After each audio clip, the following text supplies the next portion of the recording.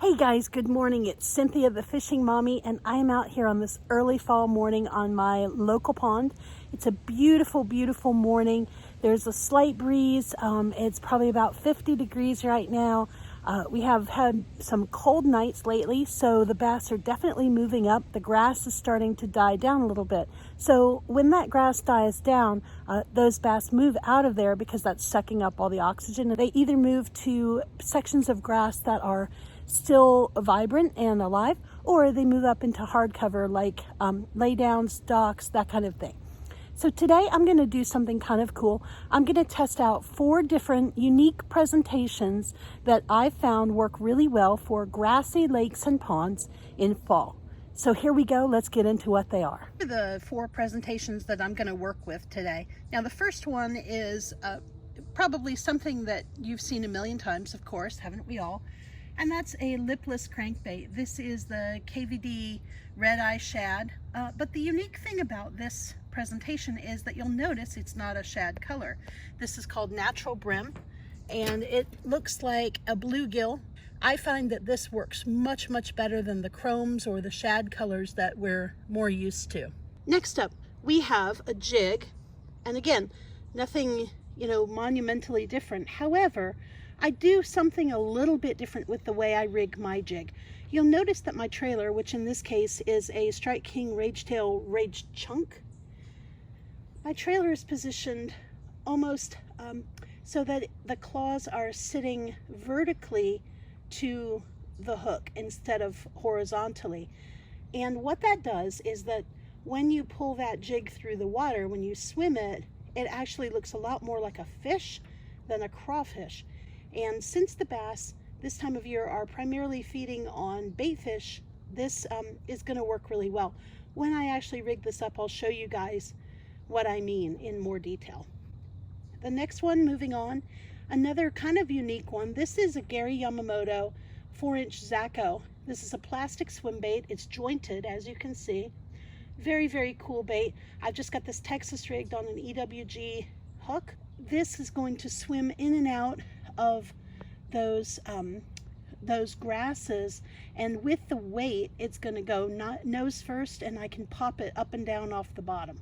Another fluke style presentation that's a little bit different is this is a Slam Shady, but it's very similar to a Bass Assassin. If you're not a Salt Strong insider, check out the Bass Assassin split tail fluke.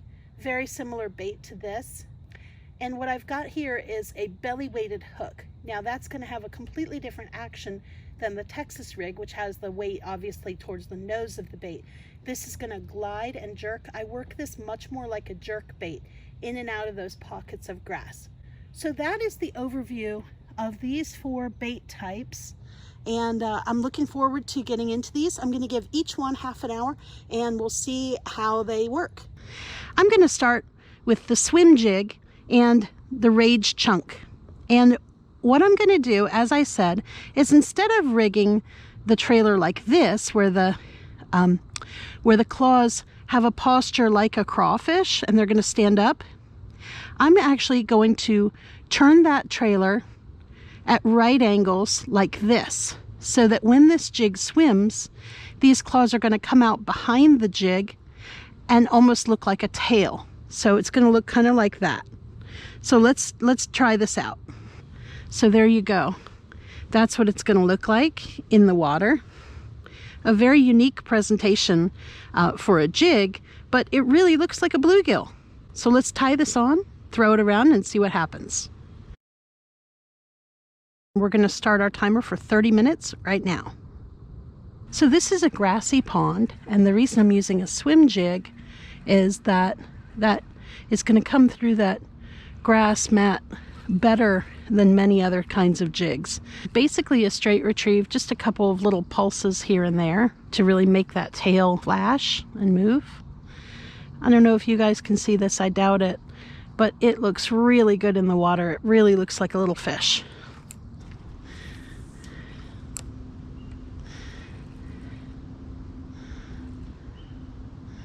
Just felt like a tug.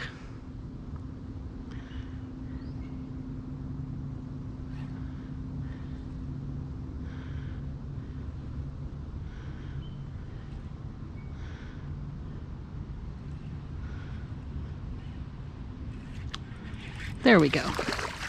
Little guy. But he bit it. That was pretty fast. I think it's probably about 21 minutes. So it took about 10 minutes for this lure to catch a fish. Now this is a little guy, but he's a bass. Very, very healthy, chunky. He's really eating up. He's cold. Thanks for the bite, little guy. Not bad at all. I think I'm going to give this bait the other 20 minutes and see how many other fish we can catch. Oh, there's a fish. I actually sped up my retrieve that time to try to elicit a reaction bite, and it worked. A little better guy. Ooh, another really, really cold fish. Woof. It is really cold in that water. Little guy, a little bit better. Again, very healthy, clean. Thanks for the bite, buddy. Got about 10 minutes left in this initial 30-minute period. We're gonna try to catch one more fish. There we go. Again, that was kind of close into the shore on this drop-off, but a pretty quick retrieve. Oh, this is a little bit better fish. He didn't fight a heck of a lot better, but definitely bigger than the last two. All right, pretty good fish. A little bit better. This gives you some more light so you can take a look at him. Fattening up. Thanks, buddy. I'm gonna put you in that little deeper water over there.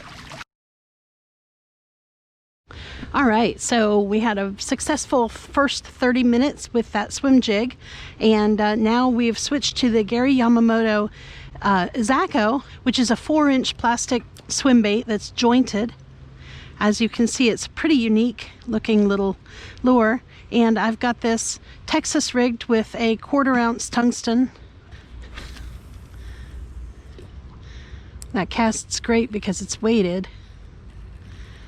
I'm going to bring it up here shallow and see how it looks. Ooh. Wow. The action on this is amazing.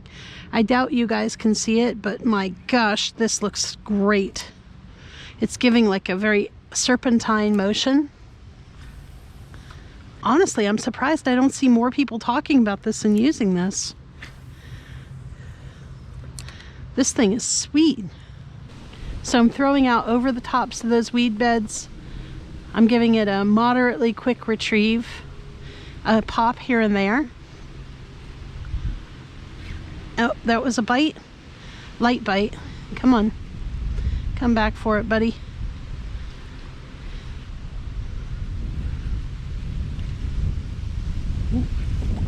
Fish. I'm not sure if I got him. Yep, he's still there.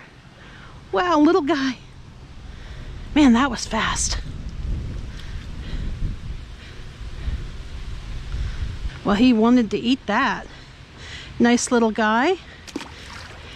The time 26:14. So that took like 4 minutes to get a bite on this thing. Wow, that is impressive. I have rigged up the third bait that we're going to be using, which is this really cool split tail fluke on a belly weighted hook, and we're going to give that 30 minutes starting right now. So this fluke is very, very weedless. It allows me to really skirt those weed edges very closely, and no, I'm not going to get hung up. Okay, so time check. We have about 10 minutes left in our 30-minute window for this bait. Still haven't caught a fish on it. I admit I'm quite surprised. Okay, so I just spent half an hour fishing with this bait, and I just want to say, even though I did not catch a fish on it, I don't think that it means that this doesn't work. This is still a great presentation. It is still a great choice in a grassy pond or lake. I'm going to give one last bait a try here. The last one that I'm going to try is this red eye shad. This is the Strike King KVD red eye shad in the color Baby Brim. I've caught a lot of fish on this exact lure, so I think that this is definitely worth throwing. And now we're about to set our timer for the last 30 minutes. And the last bait that we're going to try today is this lipless crankbait. The color is actually what's unique about this, because instead of silvery or chrome flash shad colors, I'm using a color called brim. I think it's called baby brim. And it very closely mimics a bluegill, which of course is the forage that the bass are focused on right now in this transition time. Yeah, so like all treble hook baits, it's not completely weedless, but at this time of year it's pretty easy to just pull that off and keep going. Here, fishy fishy, where did you guys all go? Okay, we've got about 18 minutes left with this lipless crank. And you know what I've been thinking is, it's possible that I haven't given these two baits the fair shot because it's midday and the sun is fully up.